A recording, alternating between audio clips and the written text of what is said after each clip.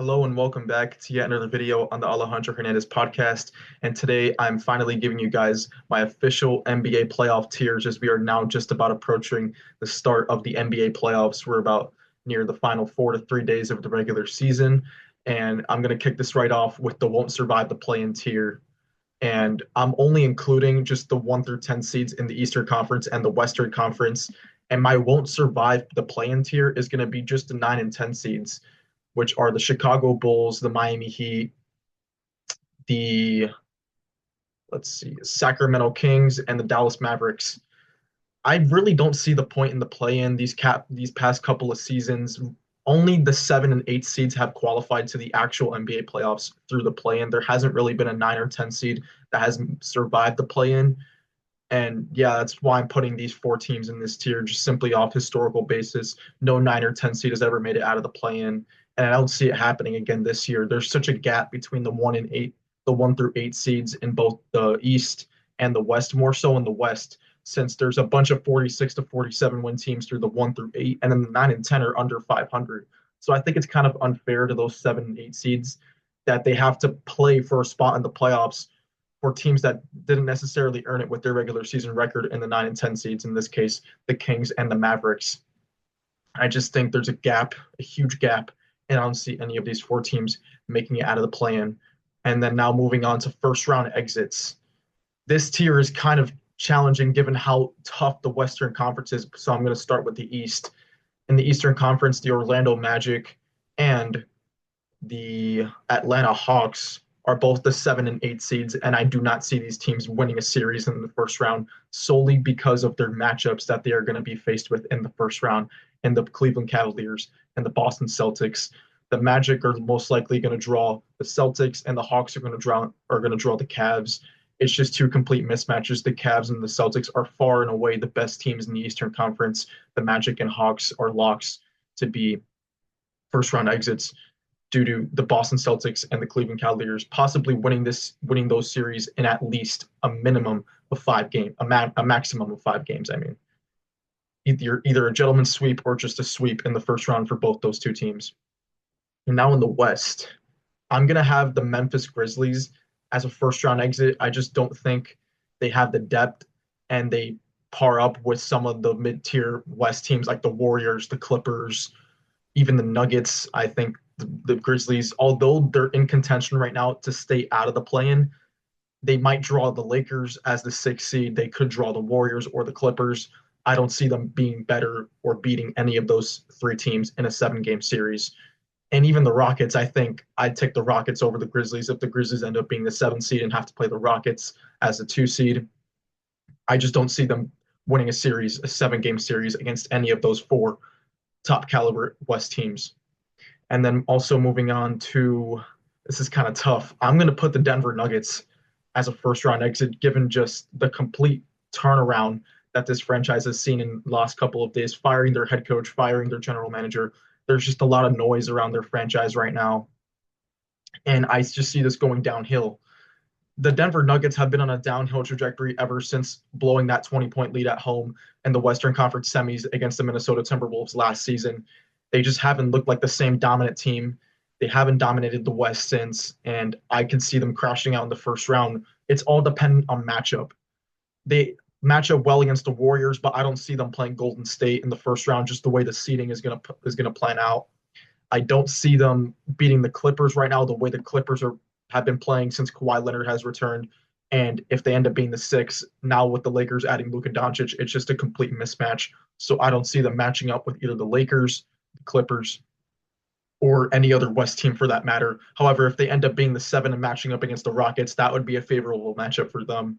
But I don't see the Nuggets winning a playoff series the way that things have turned out with Michael Malone, their general manager, Jamal Murray not being 100%. If Jamal Murray isn't good to go for the playoffs, I don't see them winning a playoff series.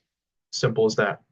Now moving on to scary matchups, I'm going to have the Minnesota Timberwolves and the Detroit Pistons as scary matchups. The Timberwolves have kind of been inconsistent this season. They just blew a 24-point lead to the Milwaukee Bucks. They're pretty on and off, but when they are on, they are one of the most perennial teams in the NBA, and it's due to Anthony Edwards playing outstanding. And when has the ability to take over a series the way he did against Phoenix last year, the way he did against the Nuggets, he is one of the best and most dangerous players in the NBA. And the Timberwolves, they kind of got worse after that cat trade where they got Julius Randle and Dante DiVincenzo. However, if all the role players show up and support Anthony Edwards, this team is capable of winning a playoff series. If I'm the Lakers, I don't want to see the Timberwolves in the first round. If I'm Golden State, that would be an interesting matchup between Golden State and Minnesota. Even if I'm the Rockets, I'd be scared to face the Timberwolves just based off of Anthony Edwards play in the postseason. And then you have the Detroit Pistons, led by Cade Cunningham. They have a championship level head coach in Monty Williams. They have been outstanding this season, and they're probably most likely going to draw the New York Knicks in the first round. And I believe they give the Knicks a real run for their money in the first round of the playoffs. Could go 6 or 7 games with the New York Knicks just due to the play of Cade Cunningham. They have veteran leadership in Tobias Harris. They have Asor Thompson, who's a beast on the defensive side of the ball. Jalen Duren's one of the best young centers in the game. They have a great young, promising roster, and they might be just a year too early. But the fact that they've had the season that they've had, they're going to enter these playoffs with absolutely nothing to lose. Katie Cunningham is going to leave it all out in the court. And I think they'll give the Knicks a great series as the 3 and 6 seed matchup in the first round of the playoffs. Now moving on to the second round ceiling tier, and I'm putting the rest of the East teams in this tier with the Milwaukee Bucks, the New York Knicks, and the Indiana Pacers making out this second round ceiling tier. And the sole reason I have them as a second round ceiling tier is solely due to the fact that the Cavs and the Boston Celtics ruled this conference. The Bucks and Pacers series is going to be very interesting. You have the Bucks now back at full strength with Dame Lillard returning before the playoffs. And last year in the Pacers Bucks series, the Pacers only won that series in 6 due to the Bucks not being fully healthy. Giannis missed time in that series, and Dame also missed time in that series. So the Bucks were very, very injured, and the Pacers were able to capitalize on that. Now you have a healthy Bucks team versus a healthy Pacers team. The Bucks were able to win the regular season matchup 3 games to 1 against the Pacers. So I would favor the Bucks solely due to Giannis Antetokounmpo just simply carrying the Bucks team on his back. And now you have Dame returning. So the Bucks can definitely beat the Pacers in the first round. Now, once they reach the second round, they are a combined 0-7 against the Celtics and the Cavs this season. It's not a favorable matchup. They do not match up whatsoever with the Cavs or the Celtics. So whoever the Bucks draw most likely is going to be the Cleveland Cavaliers. I do not see them matching up with the Cavs in the second round of the playoffs, nor do I see the Pacers matching up with either the Celtics or the Cavs. And then you go to the next side, they're 0-8 against Boston and Cleveland. So it's just 2 dominant teams in the East. Your Eastern Conference Finals will be Boston Celtics versus Cleveland Cavaliers. So none of these other East teams will be seeing the conference finals, which is why I have them as a second round ceiling tier. And now we're going to move on to the wild cards with upside. I am placing the Houston Rockets and the Los Angeles Clippers in this tier. I've seen a lot of people selling Rocket stock recently, and I'm buying it. I honestly think they have a championship level head coach in Ime Udoka, who was only out of Boston because of that whole scandal he had in the nightclub that got leaked. It was a very weird situation. They had to cut ties with him. They end up bringing in Joe Mazzulla, winning a championship. So it turned out well for the Celtics. But then you have Ime Udoka going to Houston and completely turning around the culture of that franchise post James Harden.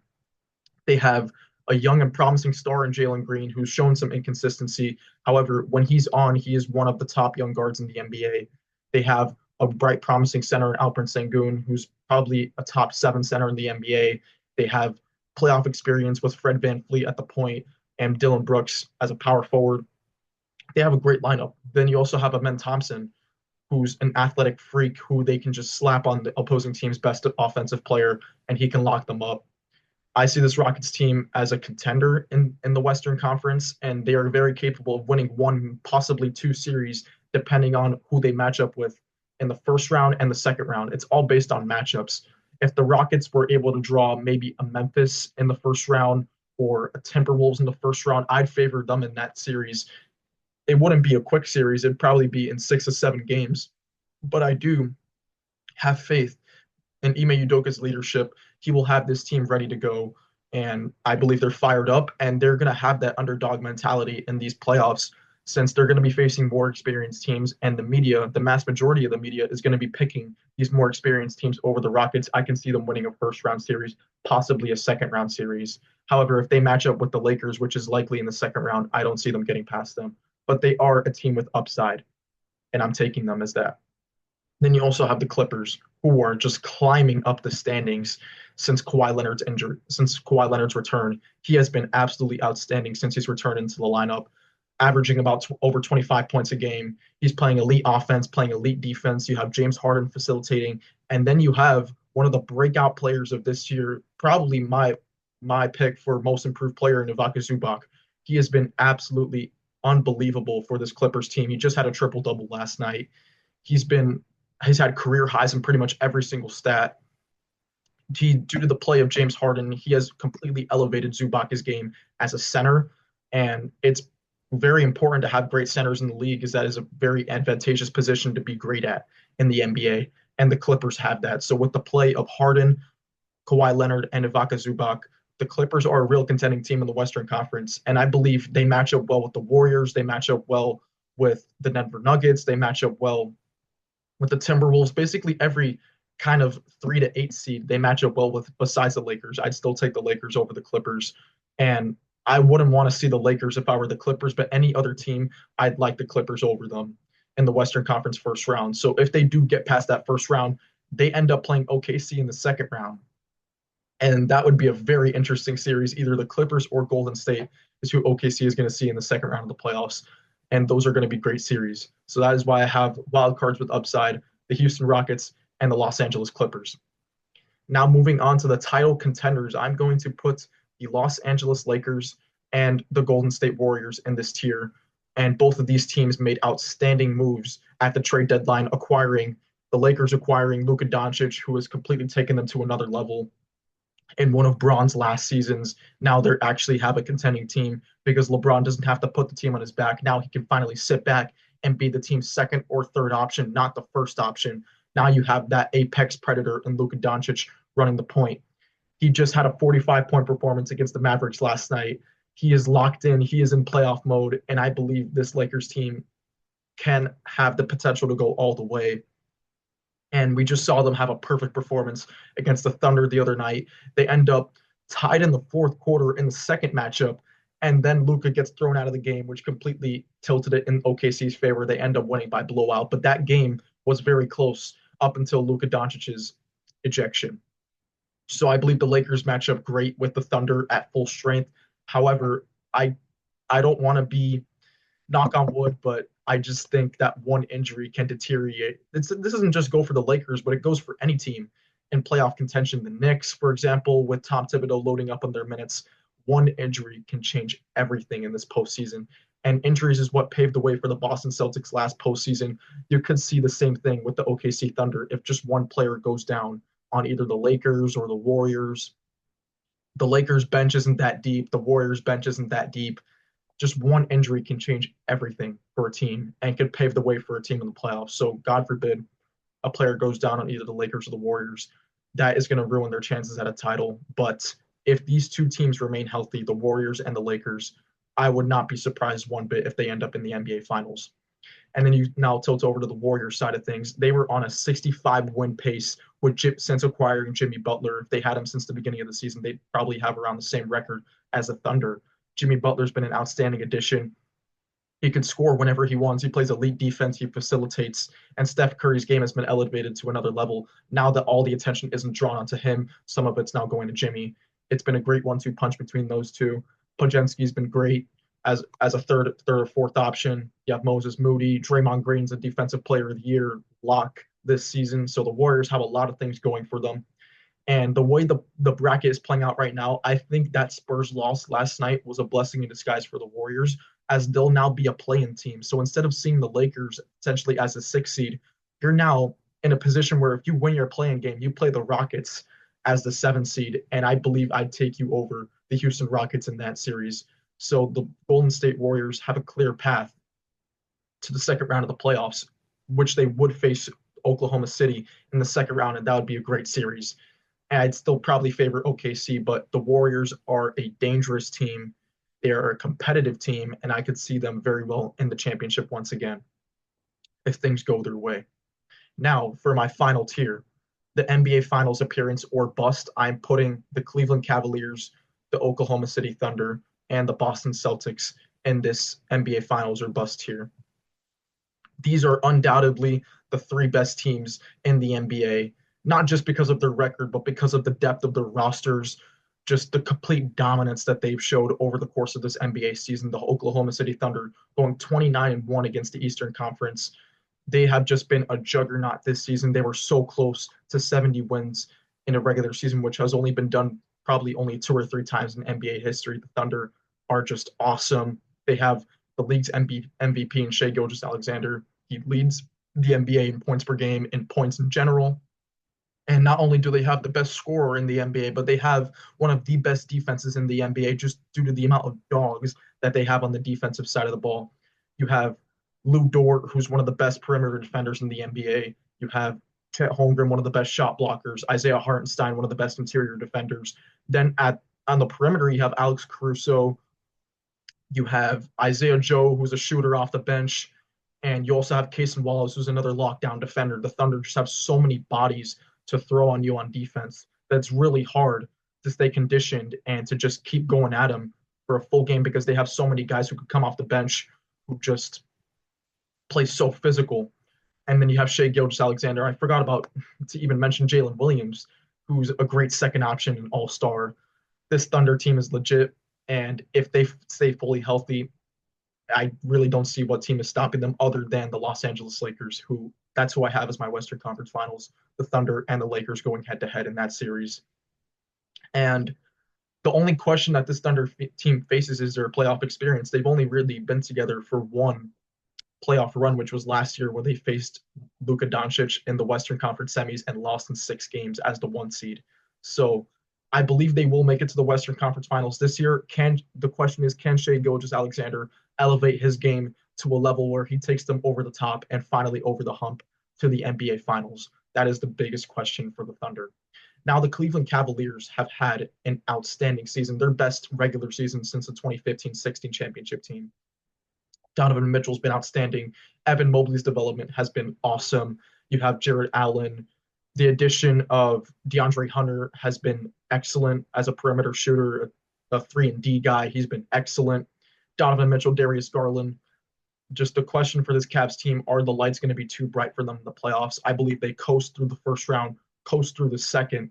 The Eastern Conference Finals against the Boston Celtics is going to be their biggest test. Can they finally get over the hump against the Celtics?